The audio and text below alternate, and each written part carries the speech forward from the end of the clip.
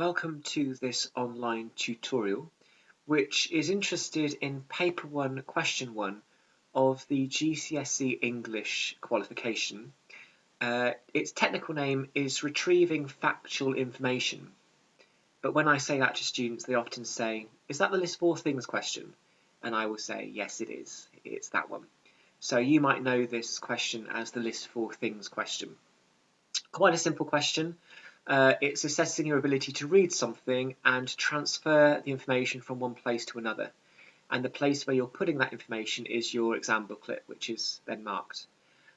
So you should not spend longer than 5 minutes on this question. It's 4 marks. Some students might be able to do this quite quickly. They might be able to do this question in a minute, which is great because you've then got an excess of time to spend on something else. But you should not be spending large amounts of time on this relatively simple question, because at the end of the day, it is only worth 4 marks. For this presentation, I'm going to be using Woman in Black by Susan Hill, which is written as a ghost story. Some of you might have seen the film with Daniel Radcliffe. The novel itself was published in the 80s, but it's written as if it was older. It's written as if it's a Victorian novel because of the way in which Susan Hill mimics long, multi-clause sentence constructions.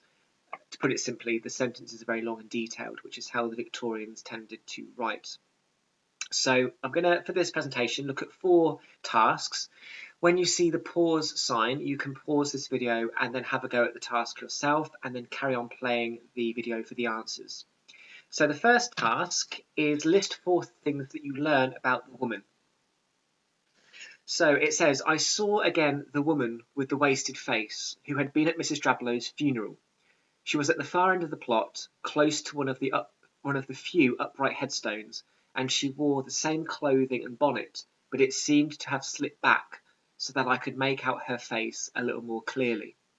So you can pause this video now and have a go at listing 4 facts that you learn about the woman from that short piece of writing there, and then carry on playing the video to get the answers. Okay, here we have the answers, or at least some of the answers.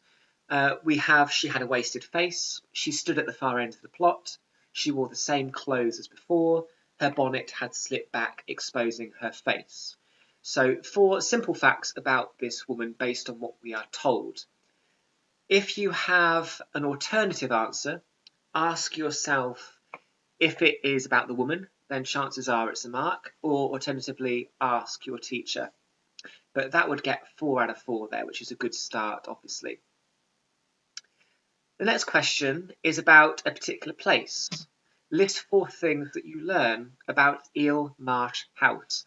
And this is the central setting, really, of the novel, because it's the house where Mrs. Drablow used to live, and she passed away, and she has left behind lots of papers that Arthur, who is the narrator, travels to sort out the papers as a solicitor, I believe. So this is kind of the central spooky house where the novel takes place. So I'm going to read it, and then you can pause the video again and have a go at writing 4 facts that you learn about the house. So the story says the furniture was old-fashioned but good, solid, dark, and it had been reasonably well looked after, though many of the rooms had clearly not been much used or perhaps even entered for years. In every room was glass-fronted cases full of books, and, beside the books, there were heavy pictures, dull portraits, and oil paintings of old houses. It was a dull, rather gloomy, and rather unwelcoming home. From every window, and they were tall and wide in each room, there was a view of one aspect or other of the marshes and the estuary and the immensity of the sky. So this house is on like an island with a causeway that you have to cross at low tide. So pause this video now, please, and have a go at writing down 4 facts that you learn about Eel Marsh House, and then play again to get the answers. Here we have some of the answers. And again, there might be others as well, but remember we just need 4. It was full of old oak furniture. Many of the rooms hadn't been used in a long time. It was full of books. It had large windows that overlooked the estuary and the marshes. So that were, again, 4 facts, 4 marks there. The next task is about a bird. List 4 things that you learn about the bird. I startled a bird, which rose up and away over my head with loudly beating wings and a harsh croaking cry that echoed all around the old walls and was taken up by another some distance away. It was an ugly, satanic-looking thing. Satanic means, so Satan is the devil. It's an adjective that refers to the devil, so it's quite evil-looking. Like some species of sea vulture, if such a thing existed, and I could not suppress a shudder as its shadow passed over me, and I watched its ungainly flight away towards the sea with relief. Ungainly means quite clumsy, so it's because of its size and weight, maybe it's quite a clumsy flyer, and similar to swans. If you've ever seen a swan take off or land, not particularly the most elegant birds for flying because of their size, probably. Anyway, you can pause that video now and you can have a go at writing the responses, 4 facts about the bird, and then continue playing for the answers. Okay, here we have the answers. It had loudly beating wings, it made a harsh croaking cry, it was ugly, it was clumsy in flight. 4 out of 4 there. You can see, particularly number 3, 3 words will get you a mark. So you do not have to write long sentences, and you're also not faffing around with language analysis. You are pretty much copying, really, the extract to show that you can transfer information from one place to another. So the final question, again from the woman in black, list 4 things that you learn about the chapel.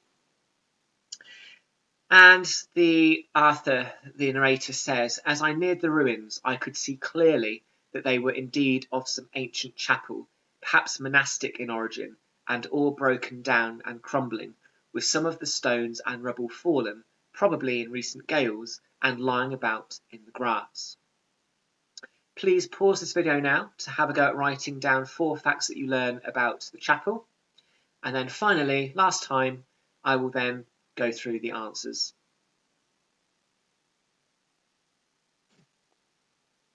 Here we have the answers, or at least some of the answers perhaps. The chapel was ancient, it was crumbling, its stones and rubble were lying in the grass, it was in a state of ruin. So that would also get you there, 4 out of 4. Just look there at number 3, the its. It just reminds me that last week I did a video about its and its, the difference, the one with the apostrophe, the one without the apostrophe. Here, we don't want to say it is stones and rubble were lying in the grass, because that doesn't make sense. So we want the version of its without the apostrophe. So that's the reason why that's there. So if you need further clarification on the differences between its and its, then please refer to that video that I did in my back catalogue of videos. So in summary then, paper 1, question 1, and I think it's pretty much the same across all exam boards, though my exam board is AQA, but I think pretty much across all exam boards there will be a question that is asking you to retrieve or to find information and to transfer it from the extract to your answer book, just to prove that you can read and transfer information, which is a skill that we do a lot, even not in a classroom for English. We do it all the time in work and so on. So that is that question. Maximum 4 marks, 5 minutes long.